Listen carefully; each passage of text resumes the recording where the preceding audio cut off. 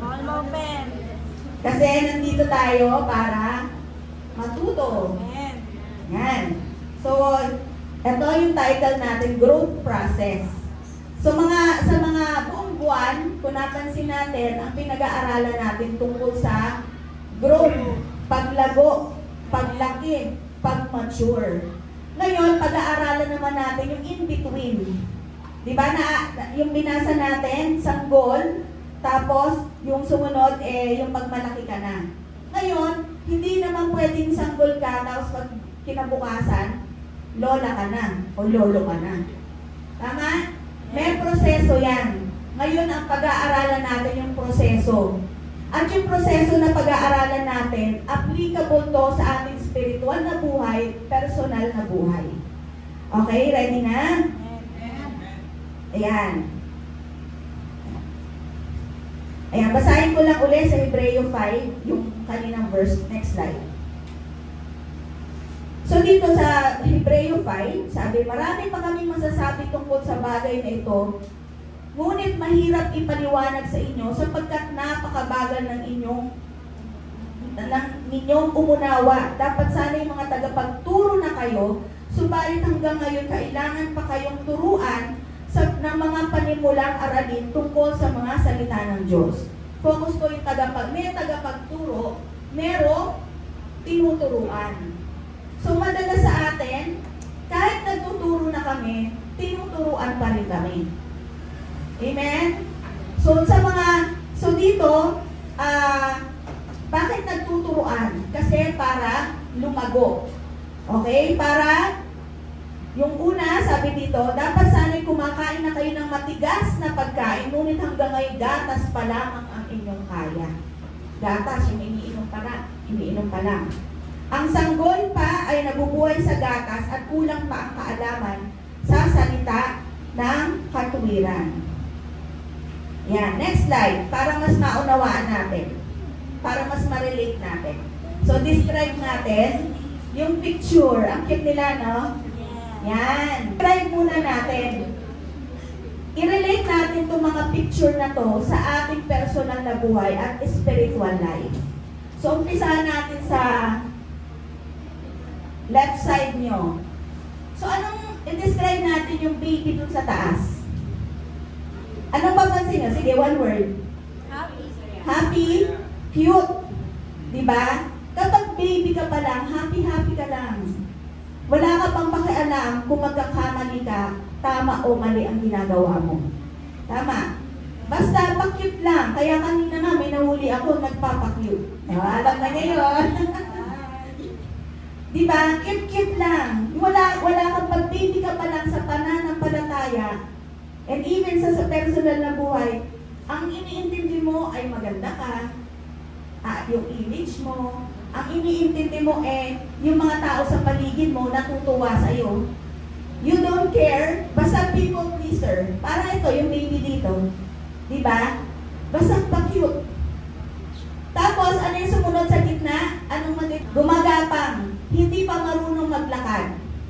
So, ganon. Sa ating buhay Kristiyano, nag-umpisa tayo na hindi pa tayo marunong maglakad ng tamang lalakaran natin bilang buhay Kristiyano. Tama, inaalalayan pa tayo, tinuturuan pa tayo. Na kapag binitawan mo, kunyari yan, nag-aaral pa lang, makalakad yan. Pero pag binitawan mo, tutumba. So, ganun din sa ating buhay mananampalataya. May mga times, pag nandyan sa loob ng church at nasa loob ng mga Bible study, tama yung gagawin. Pero bitawan mo yan, papuntahin mo yan sa ibang lugar, babalik sa dati, matutumba. Yung lahat ng natutunan niya, nakakalimutan na niya. Ganyan ang baby, tama? Tapos, paano natin matidescribe yung nandun? Natutulog. Tapos parang napaka-delicate niya. Tama? Yung parang natatakot ka na mabitawan. Diba? Yung talagang hawak-hawak mo siya para mangingilag ka pag yung bata rin nangahawak ng sanggol. So, ganun din ang baby sa pananampalataya. Napaka-delicate, napaka-sensitive, napaka-matampuhin. Hindi mo pwedeng pagsabihan. Kaya nga sabi doon sa verse natin, hindi pa niya kayang kumain ng matigas na pagkain. Kailangan bebepihin mo. Kailangan sugar-coated ang pag-correct mo. Tama. Kasi delicate eh, sensitive. Balat sibuyas. Ano yung sa English ang balat sibuyas? Ha? Sensitive. Ano yung sinasabi mong P?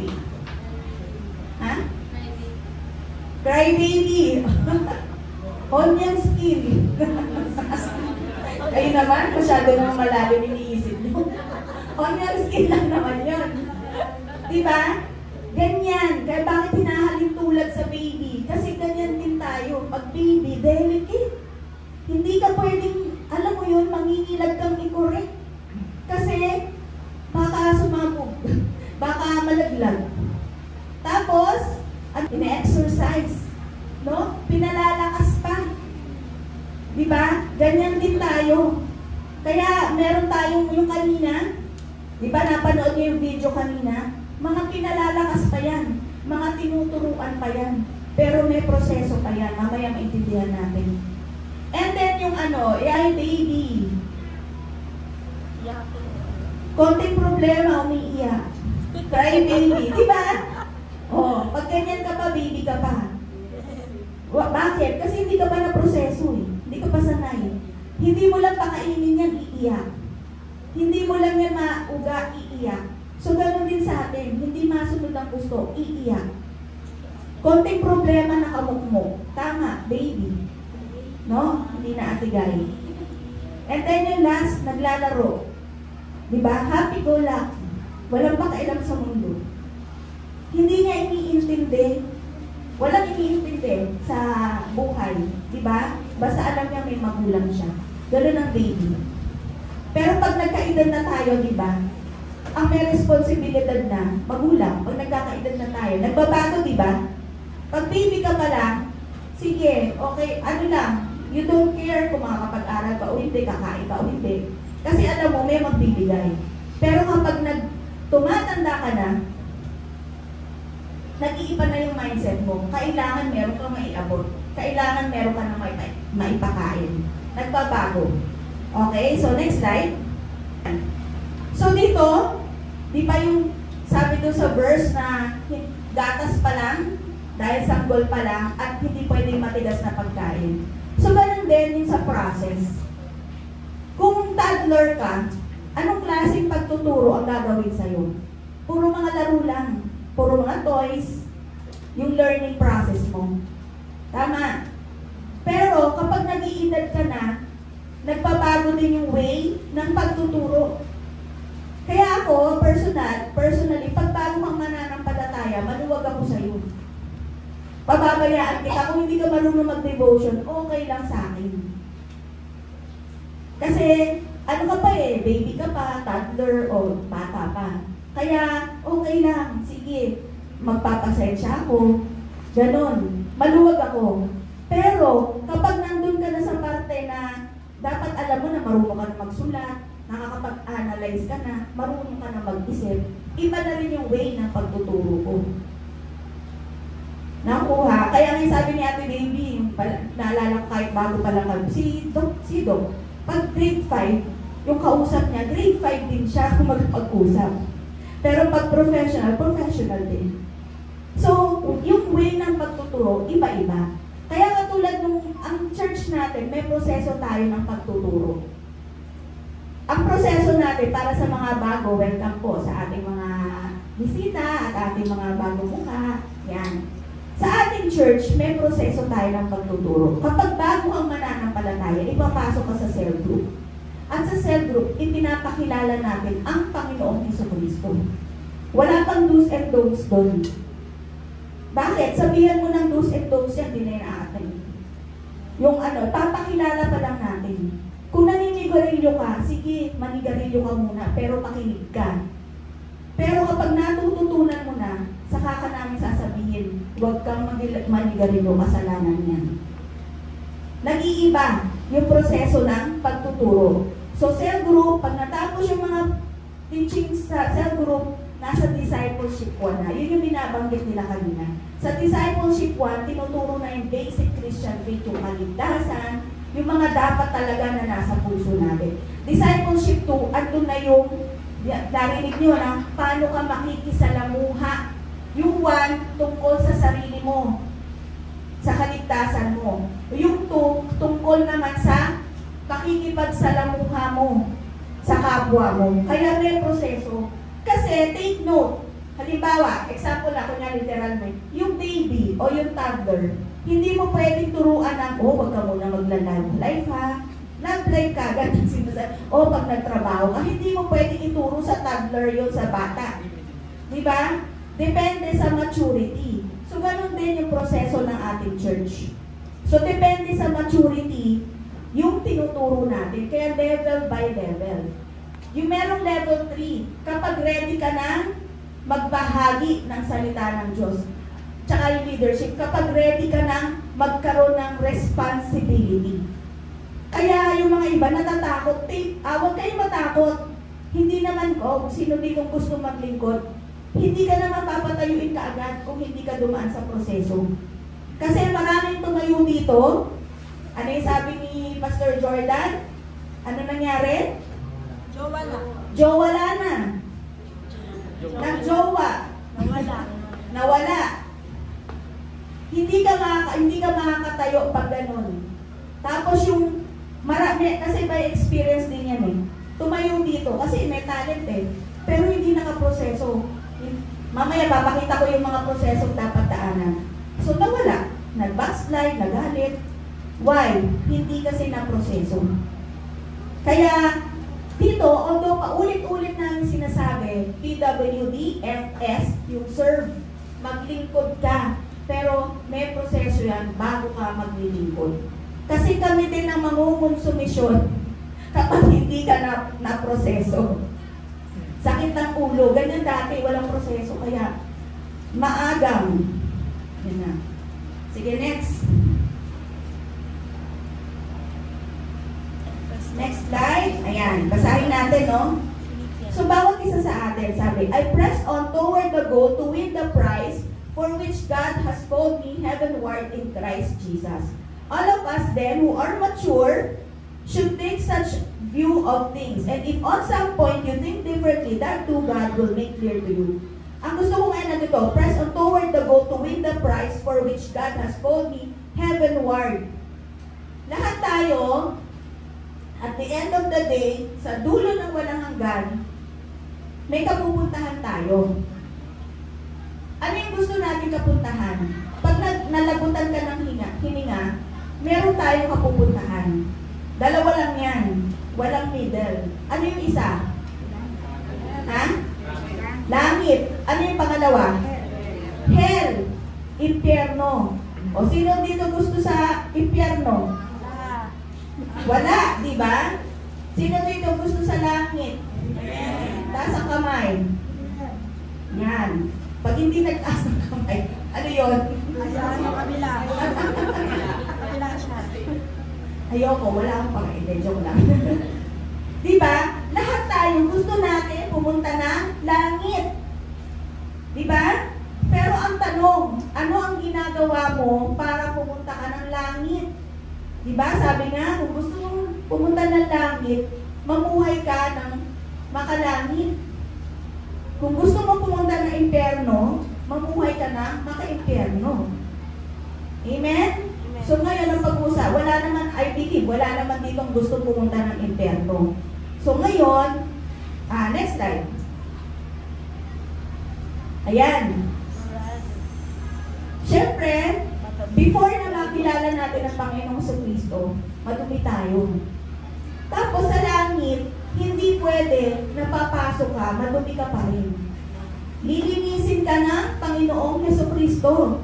Kaya ipinadala ng Diyos Amang nasa langit ang kanyang bugtong na anak nang sa gayon yung mga maruruming kalooban ng tao, yung napag-aralan mas masasamang damo, ay luminis bago tanggapin sa langit. Yes, God is merciful. Andyan ang awa ng Panginoon. Andyan ang grace ng Panginoon. Pero yung grace ng Panginoon, hindi niya iaalaw na papasok ka sa langit na madumi. Pero saan papasok yung grace ng Panginoon?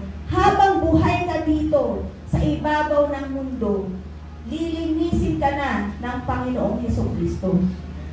At first step is, tanggapin mo muna sa iyong puso ang Panginoong Hesukristo. Dahil once na tinanggap mo siya, pinapasok mo siya sa iyong buhay, doon pa lang siya kikilos. Meron tayong free will, meron tayong choice. Choice na natin kung mapahamak tayo, at choice din natin kung maliligtas tayo. And one choice, ang one and only choice na binigay ng Diyos Ama ay ang Panginoong Hesukristo. Parang sa bahay, pag pinaspasok ka sa loob ng bahay, ibig sabihin you are welcome. Diba? Minsan ano sinasabi natin? Feel at home. Feel at home. Ganon din sa Panginoong Hesukristo.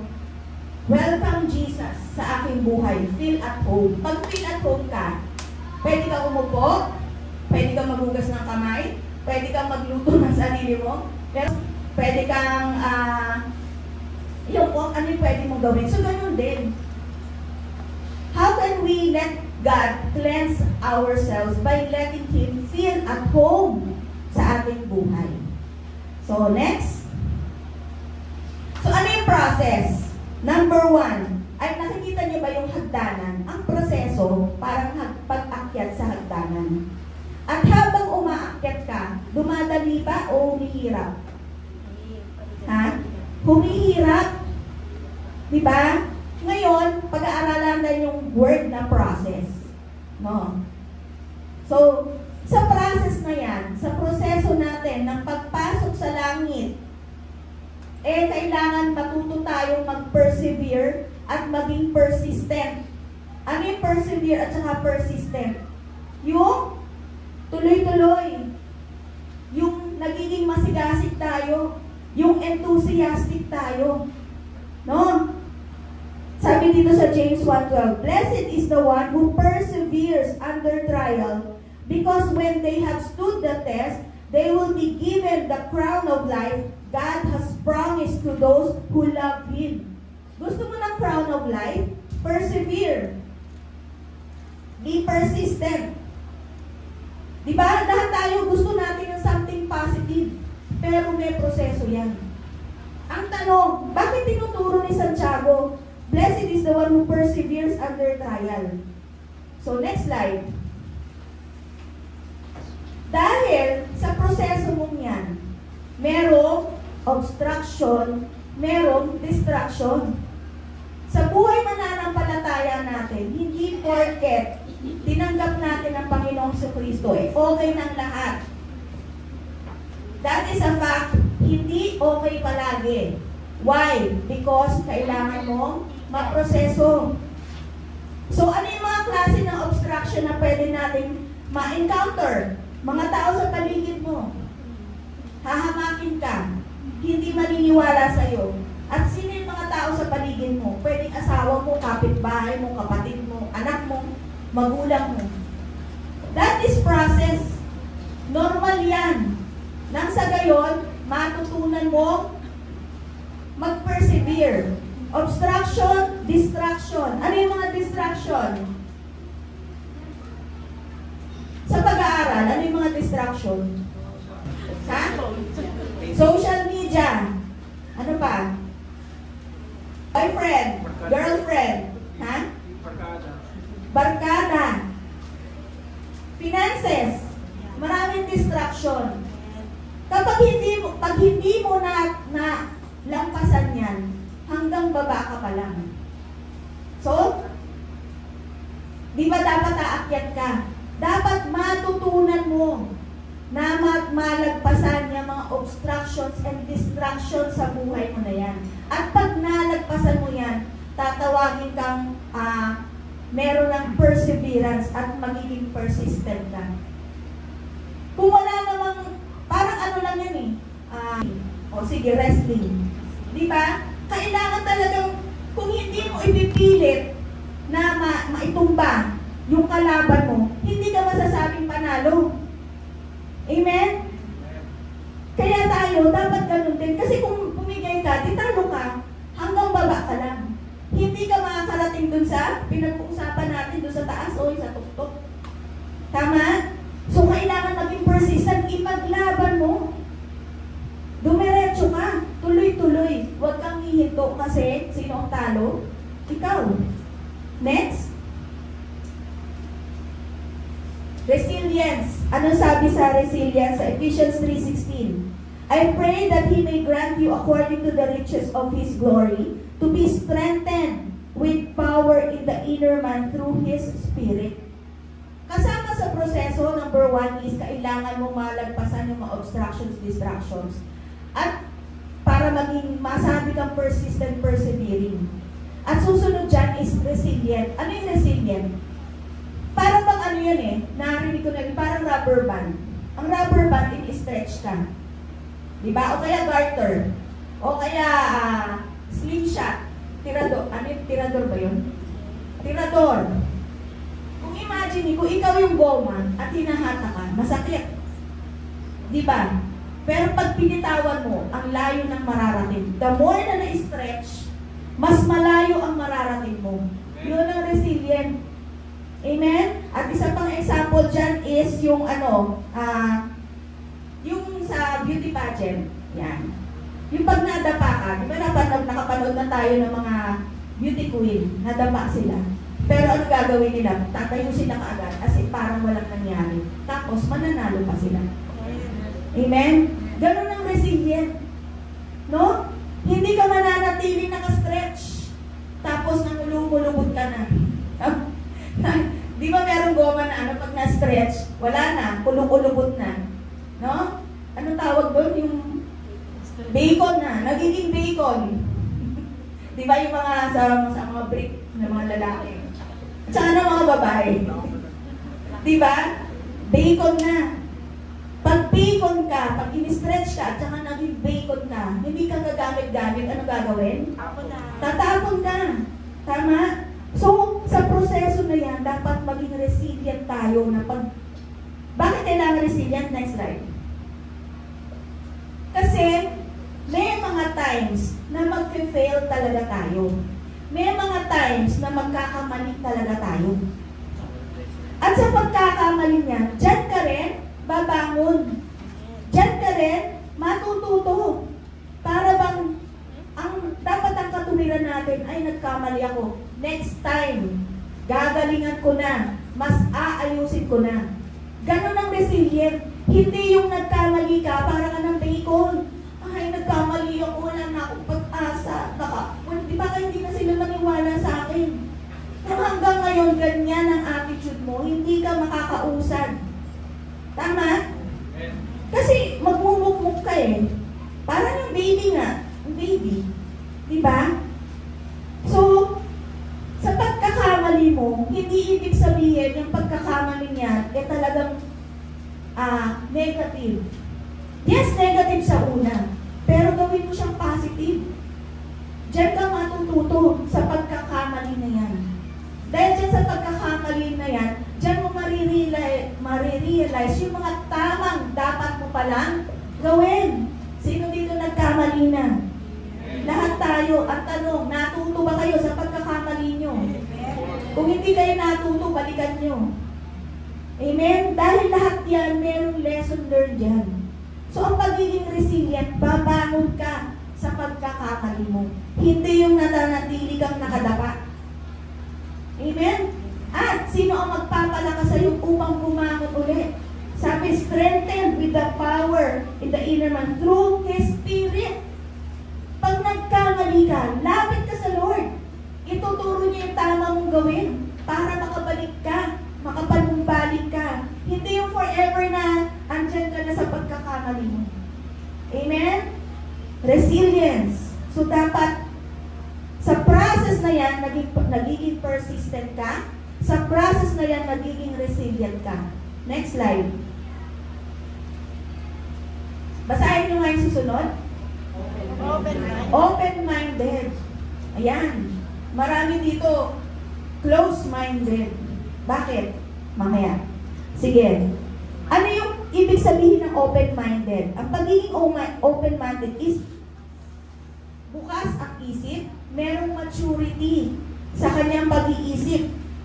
Sabi dito sa Book of Proverbs, whoever heeds life-giving correction will be at home among the wise.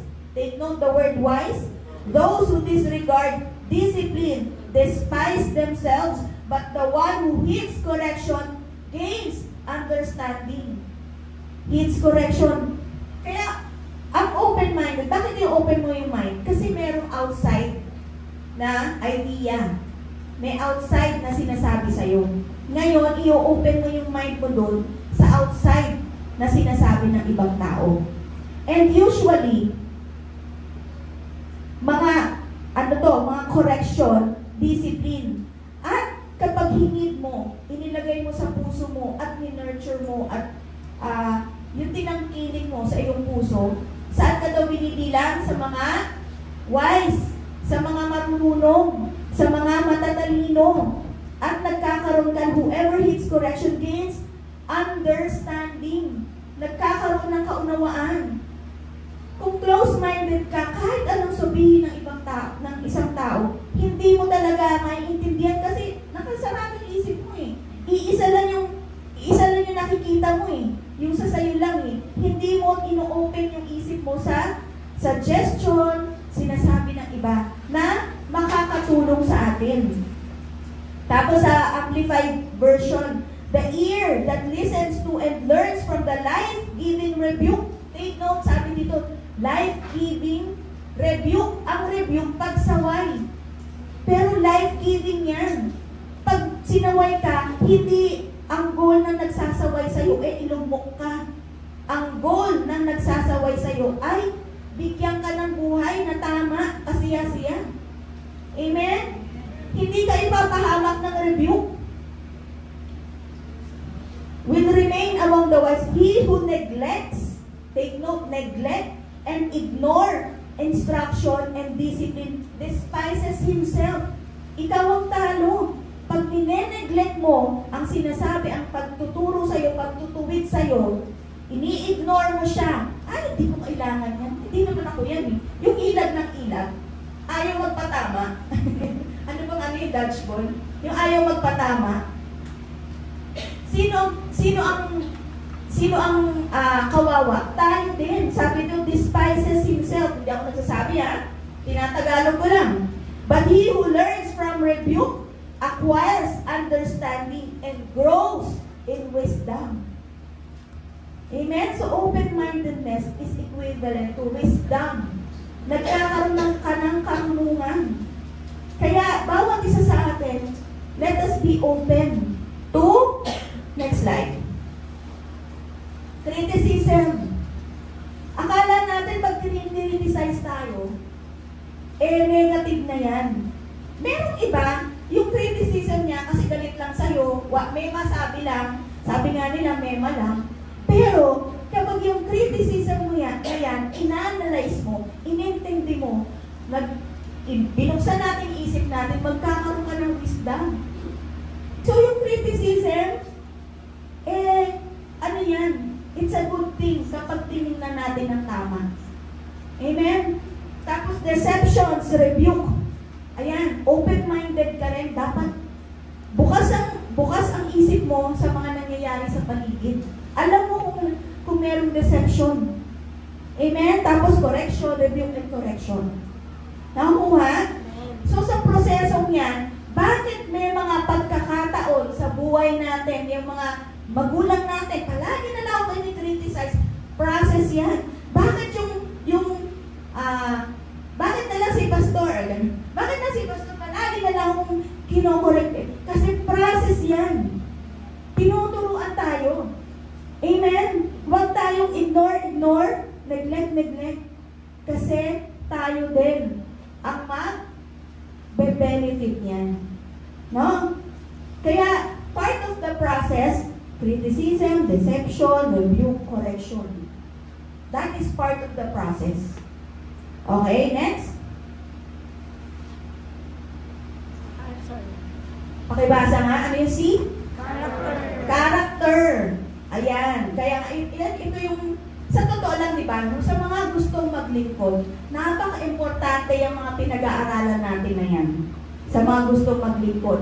At kahit hindi ka maglilingkod, sa personal na pamumuhay natin, sa trabaho, sa pamilya, sa mga kamag-anak, kailangan natin yung mga yan. Character. Ano yung sabi sa 1 Corinthians 11:1? Follow my example as I follow the example of Christ.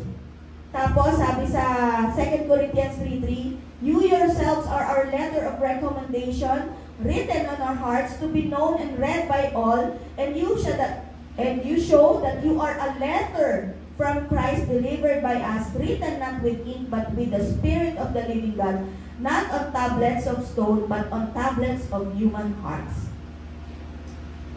Malalaman mo na okay ang character mo kapag kaya mong sabihin sa katabi mo, gayahin mo ako. Diba? Ay, huwag mo akong gayahin kasi ganito ako. Pag kaya mo nang sabihin na gayahin mo ako, itong ginagawa ko. Yung kaya mo nang mag-lead. Kumbaga, ikaw na talaga yung mag-lead at nag-walk the talk ka. Ibig sabihin, okay ang character mo. Okay, sabi. Tapos, sabi dito, no? Sabi, you are a written letter from Christ, delivered by us, written not with ink. Makikilala, kung intindihin natin, makikilala ng tao sa paligid mo, si Kristo, sa pamamagitan ng buhay mo. Malalaman mo na okay na ang character mo kapag yung tao, kapag ginaya ka, magiging Christ-like din sila. Kahit hindi sila magbasa ng written in ink. Kahit hindi pa sila nagbabasa ng Bible. So, napaka-importante yung character. No? Kasi, we are all Christians. We are all follower of Christ. Ngayon, as follower of Christ, dapat yung mga tao sa paligid natin, yung pina-follow natin, ipa-follow din nila. Kaso, paano sila susunod sa'yo kapag hindi ayos ang character mo? Amen? So, bakit? Ano bang nangyayari sa process? Bakit kailangan mabago ang character natin? Next slide. Yan. Kailangan mo ng tamang character kasi merong gossip. Merong, anong Tagalog ng gossip?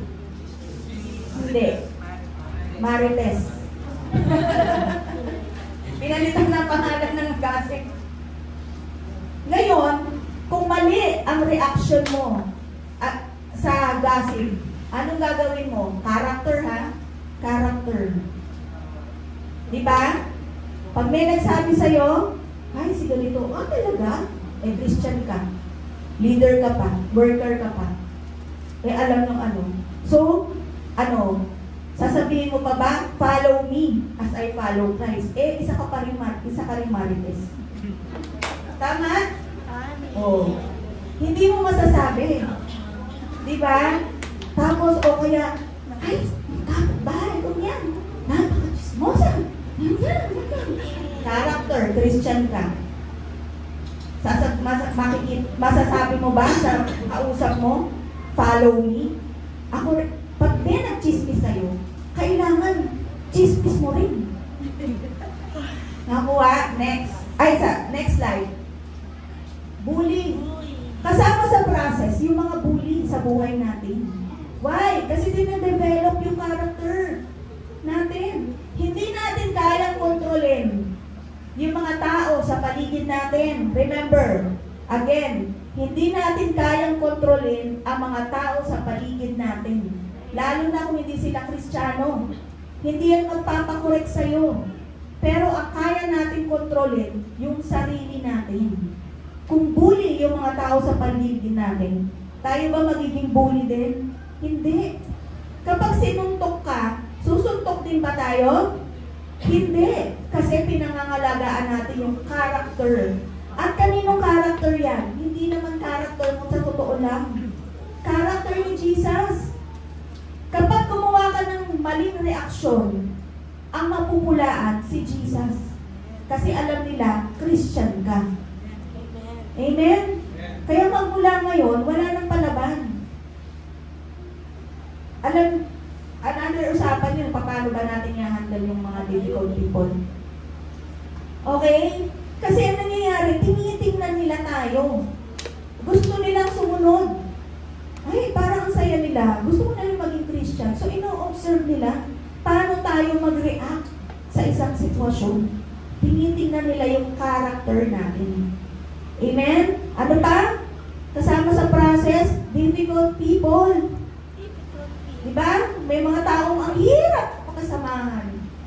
Tama? Sa trabaho, sa pamilya, even sa church. And, talagang, lalo na pag head of the church ka, sa pamilya nga lang, diba? Pag mga anak, iba't ibang klaseng pakikisama. Tama? Eh, church pa. Mas marami. So, si pastor, kailangan nakaproseso yan.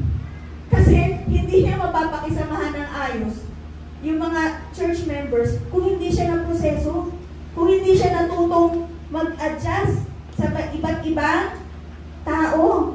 Diba narinig niyo yung sinabi ni Ate Loris at saka ni Patrick, natutunan nila paano mag-adjust sa iba't ibang klaseng tao.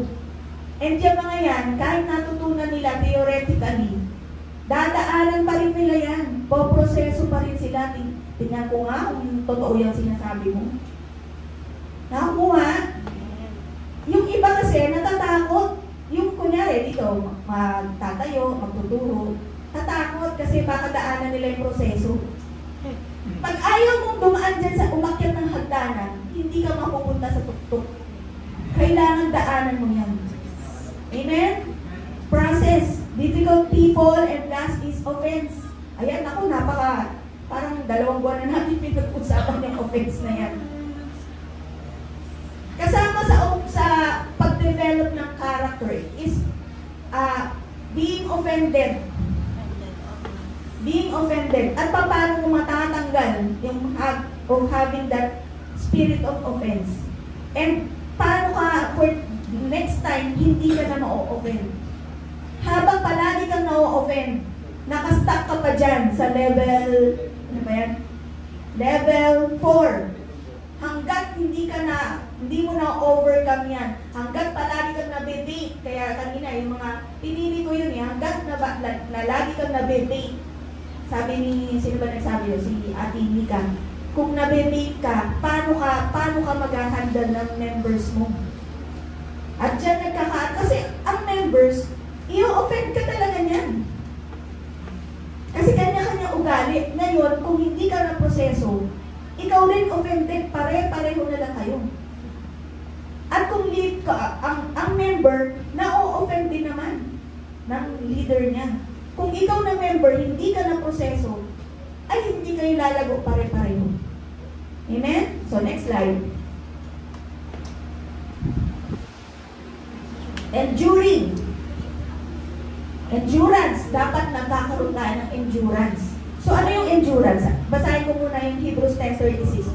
For you have need of endurance so that when you have done the will of God, you may receive what is promised. Kita niyo, no? Pag nagawa natin mag-endure, yung pangako ng Panginoon, matatanggap natin. Endurance. What is endurance? Sa mga nag-sports. Di ba? Pag sinabing endurance training, paguran yan. Tama? Paguran yan. Kung sa track and field, talagang takbo ka ng takbo. Hanggang talagang hingal na hingal ka. Sa una, kunyari 1 kilometer, hingal na hingal ka na. Pero unti-unti na de-develop 2 kilometers. Pag nasa 2 kilometers training ka na, yung 1 kilometer, hindi ka na hingalin, kayang-kaya mo. Amen? So, endurance training, pataas ng pataas yung paguran nyo sa buhay nyo. So, totoo yun. Even sa personal na buhay natin, makakaramdam tayo na pagod na tayo. Kapag hindi mo nalagpasan yung kapaguran mo na yan, may stuck ka. yung goal natin na heavenward, eventually kasi bibigay ka eh. Eventually, pag napagod ka, manghihina ka, magro-roll down ka pababa, mahuhulog ka. Pero kailangan malagpasan mo yun. So bakit kailangan, ano yung kasama sa proseso ng endurance training? Next slide. Nagkakaroon tayo ng feeling defeated. Diba? May mga times, feeling talunan tayo, okay nga lang yan, na feeling talunan. Dapat nga lang may matututunan ka. Bakit nga ba feeling talunan? Ano bang ginawa mo? Ano bang kulang mo? Exhausted, worn down. Kasama sa proseso yan na dapat sa susunod na process, hindi mo na mararamdaman yan. Kunyari, dati, kapag wala kang pera, iiyak ka na, nagmumungkong ka na. Pero, nag-grow ka eh. Sa susunod, wala ka pa rin pera, pero hindi ka na nag-iiyak. Na-endure mo na ay walang pera. Bakit? Kasi natutunan mo, kapag wala ka pa ng pera, may mag-aabot. Tingnan mo nga, aabutan kaya ako ng katabi ko ngayon? Nakuha. Yung dati kasi, sa una, close-minded ka eh. Kaya magkatagutong close-minded ka eh. Hindi mo nakikita yung mga other possibilities. Close-minded ka eh. Pero nung natutunan mo, kunyari, nung close-minded ka, pero may nag-abot, sa susunod na magkaroon ka ng kulang sa pera, hindi na. Kasi na-endure mo na yun eh. Nagtitiwala ka na. Nag-grow ka. Nakukuha? At sa bawat proseso na yan, tumataas din yung pananampalataya mo sa Panginoon. No? Worn down. So, next slide.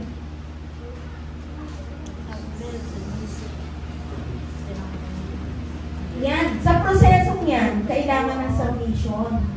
Bakit? Di ba? Sabi ko nga yung una, may nagtuturo at may tinuturuan. Kung hindi ka submissive, never kang matutulong. Diba? Katulad din yung sa discipline and correction. So, sino example natin dito? Si Jesus, sa Luke 22:41-42. And he was withdrawn from them about a stone's cast and kneeled down and prayed, saying, Father, if thou be willing, remove this cup from me. Nevertheless, not my will, but thine be done. Even si Jesus, submissive sa kalooban ng Ama. At paano yung submissive? Hindi ka basta-basta. Minsan kasi may mga pinagagawa sa atin. Hindi natin naiintindihan. Pero basta si Lord ang nagsabi, o lingkod ng Diyos ang nagsabi, yes Lord na lang. Oo ka na lang. Ganun ang submissive. Hindi yung puro question. Mga natuwiran ka pa. No? Kailangan ipaliwanag pa sa'yo ng gusto pa bago ka pa sumunod. Si Jesus, meron siyang gusto. Although alam naman niya yung plano ni God, pero hindi na siya nakatuwiran kay God sa kanyang Ama. Not my will, but yours be done. Basta kalooban ng Lord, huwag ka nang mga tuwiran. That is submission. Amen? Kahit naman sa kahit anong kumpanya eh, basta boss mo eh. Pag sinabi ng boss, oo ka lang. Bakit? Kasi kapag hindi ka sumunod, sisante ka. Tama? Eh kasi sa Lord, sa Lord, pag hindi ka sumunod, neglect lang natin, ignore lang natin. Diba? Kasi walang money involved. Diba? Pag sinabing sa trabaho, pag sinabing 8 o'clock, sharp, nandyan ka na. 7:50 pa lang, 7:30 pa lang, nandyan ka na. Bakit? Kasi pag na-late ka, kaltas sweldo. Diba? Oo. Ba't ka nagsasubmit? Because ganun. Pero sa Lord, kala nyo ba, wala tayong physical money involved. Pero sa totoo lang, kapag hindi ka magsasubmit sa Panginoon, mas malaki ang makakaltas sa buhay mo. Amen? Alam natin yan? Lalo na yung dito nadanasan na natin, yung nag-fail. Alam naman natin yan. Marami ang nakaltas sa buhay natin dahil hindi tayo nag-submit. No? So, sabi dito sa 1 Peter 5:6, humble yourselves under the mighty hand of God, that He may exalt you in due time. Humble. Pag sinabing humble, again, willing to submit to the will of God. And, gaya ng tinuturo ko nga, ito kasi di ba cross, para mas maunawaan natin, di ba yung great commandment, love the Lord your God with all your heart, with all your mind and strength. And love your God, di ba? And love your neighbor as yourself. Hindi pwedeng puro Lord lang. Nasa commandment ni God. Yung two greatest commandment. Yung loving your neighbor. Hindi pwedeng sa Lord ka lang nagsasubmit. Eh kung hindi nga ayos ang puso mo, hindi mo maririnig ang tamang sinasabi ng Lord sa iyo. Ang speaker ng Panginoon ay yung iyong neighbor. Nakukuha?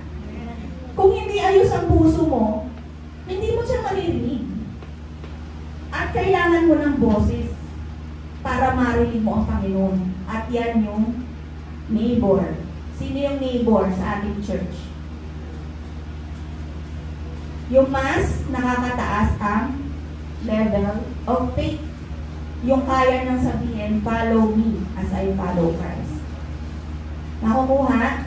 Hindi yung neighbor na, with regards to neighbor, yan, lahat tayo magkakapatid. Pero with regards to dito sa submission,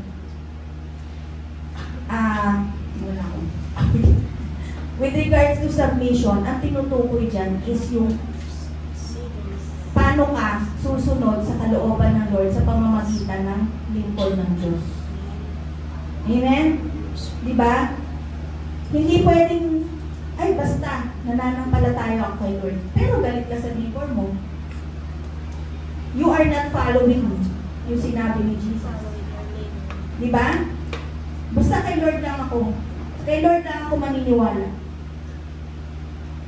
Basta sinabi ni Lord, susunod ako. Yes, Lord.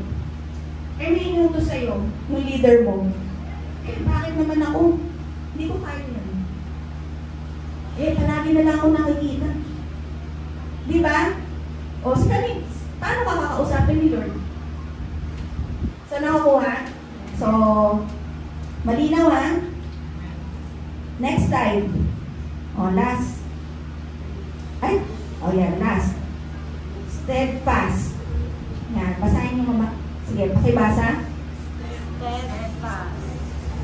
Pasang nagdududa kayo sa Diyos. Steadfast. Steadfast. Yan. Sabi sa Matthew 10:22, all men will hate you because of me, but he who stands firm to the end will be saved. So, 3 words. Hate, stand firm, and save. So, kasama pala sa proseso bilang mga anak ng Diyos, people will hate you. Kaya, pinadala ng Panginoon ang banal na Espiritu sa atin para kayanin natin maging steadfast. Ano yung steadfast? Yung nagpapatuloy ka. Minsan, in example ko ito yung baha. Ang baha, kahit harangan mo ng pinto, lulusot at lulusot yan. Tama. Ganun ang steadfast. Kahit maraming mga, yung kaninang mga binanggit natin, mga obstructions, sa next slide, disappointments, discouragement, rejection, persecution. Lulusot at lulusot ka. Ganun ang steadfast. Papasa at papasa ka. Magpapatuloy at magpapatuloy ka. At bakit mo magagawa? Ang dami mong dinaanan, no? Persistent, resilience, open-minded, character, endurance, submission. Magiging steadfast ka. Kaya ka lang naman hindi yung may times na magbibigay ka, kasi hindi mo nadaanan yung proseso, hindi ka pumasa doon sa mga proseso. Amen? Nakuha? So, next slide. So, sabi dito sa James 1:12, nabasa natin, blessed is the man who remains steadfast under trial, for when he has stood the test, he will receive the crown of life which God has promised to those who love Him. Remain steadfast. No? Tapos, next slide. You will keep in perfect peace those whose minds are steadfast, because they trust in you. Trust in the Lord forever. For the Lord Himself is the rock eternal. Ang taong steadfast, merong perfect peace. May kapayapaan. Hindi ka natitigatig ng kahit anong sitwasyon. May nag-o-oppress, may nag-persecute, meron nag-a-accuse. Hindi ka matitigatig. Bakit? Steadfast ka ni. Alam mo na yan eh. Napagdaanan mo na yan eh. Alam ko na yan. Na kahit may mag-bash pa sa'yo, okay lang yan. Kahit i-bash ka pa. Why? Hindi naman yung character mo ang inaalagaan mo eh. Ang character ni Jesus. Kaya, alisin natin yung katuwiran kapag may katuwiran, ipaglaban. Makipaglaban mo si Kristo sa pamamagitan ng tamang testimony mo. Amen? Hindi na lang yung palagi nilang tayong, palagi mga example yung aso, kakaul-kaul. Na pag may lumapit, kakahulan ka agad. So, alisin natin yung kapag may katuwiran, ipaglaban mo. No? Daan tayo dun sa baka proseso mo yan. Baka tinuturuan ka maging open-minded. Baka tinuturuan ka maging submissive. Baka tinuturuan kang binibuild yung character mo. Amen? Kasi hindi naman sa lahat ng pagkakataon, hindi porket tayo yung galit, hindi porket tayo yung malakas ang boses, hindi porket tayo yung maraming sinasabi, tayo yung tama. Amen? Minsan yung tahimik, kasi nga less talk, less mistake, at saka nasa Proverbs yan, yung hindi kumikibo, yan yung tama. Ayaw na lang niyang pumatong sa'yo. Amen? Nasa Book of Proverbs din yan. Di ba? Kapag ikaw salita ng salita at tahimik yung taong yan, mag-isip ka na, ikaw yung mali. At yung taong yun, kampante na, kasi may perfect peace siya. Amen? Nakukuha? Parang lang yun, merong kwento na mga kabayo, na, ewan ko kung narinig, may mga kabayo, mga donkey, tapos may kasamang kabayo, tapos magre-race yung mga donkey at kasama yung kabayo. So, nung nag-ready get set go, yung mga donkey, nagpaunahan. Tapos yung kabayo, hindi sumali. Bakit? Alam naman niya kasi siyang mananalo. So, hindi na siya sumali sa gulo. Nakukuha? So, ganun lang merong perfect peace. Ganun yung steadfast. May kapayapaan. Secured siya sa kanyang faith, sa kanyang pagiging anak ng Diyos. Amen? And last, sabi dito, 2 Corinthians 4:16-18. So, we do not lose heart.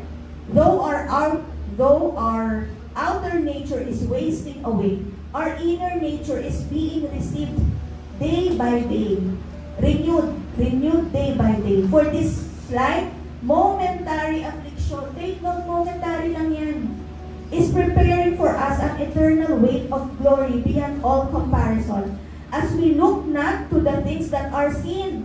Huwag yung nakikita natin ngayon, but to the things that are unseen. No? For the things that are seen are transient, but the things that are unseen are eternal. Yung sa mga pinagdadaanan natin na yan, meron nangyayari sa spiritual reality at sa ating spiritual life. Tayo ang panalo kapag nakaakyat tayo step by step. Huwag tayong titigil in between. So, next slide. Ayan. So, kapag na-proseso tayo, tagumpay tayo. Amen? Sige, palapakan natin at out. Okay. Nakatapos tayo. Kaso, next slide. Kaso, isang process lang pala yan. Meron pa susunod. Remember, naalala nyo, iba ang proseso ng bata, iba ang proseso ng teenager, iba ang proseso ng young adult na nagtatrabaho na, iba ang proseso ng magulang, iba ang proseso ng mga leaders ng church, iba ang proseso ng mga elderly. So, bawat stage mo, dadaanan mo uli yun. Halimbawa, iba ang, ano ba yun? Sadali. Iba yung character formation sa teenager. Iba yung pagdadaanan niya, iba yung crowd na magbubuli sa kanya. Iba rin naman yung character formation pag nagtatrabaho ka na. Nakuha? So sa bawat yugto ng buhay natin, kailangan matatapos tayo sa bawat hagdan ng buhay natin. Hanggat buhay ka, proseso yan. Hanggat hindi pa dumadating ang Panginoong Hesukristo para sunduin tayo, proseso yan. Kaya, expect always, may mga yung nabanggit ko, meron ganun mangyayari. Pero dapat lahat yan mapapagtagumpayan natin. Amen? Amen. Kasi, isa pa lang pala yun dami pang yugto ng buhay natin. Kaya nga sabi ni Pablo, ang manatili hanggang wakas, ang siyang maligtas. Bakit kailangan manatili? Kasi merong hahatak talaga sa'yo para mawala ka sa tamang daan. Amen. Amen? So, lahat tayo tumayo.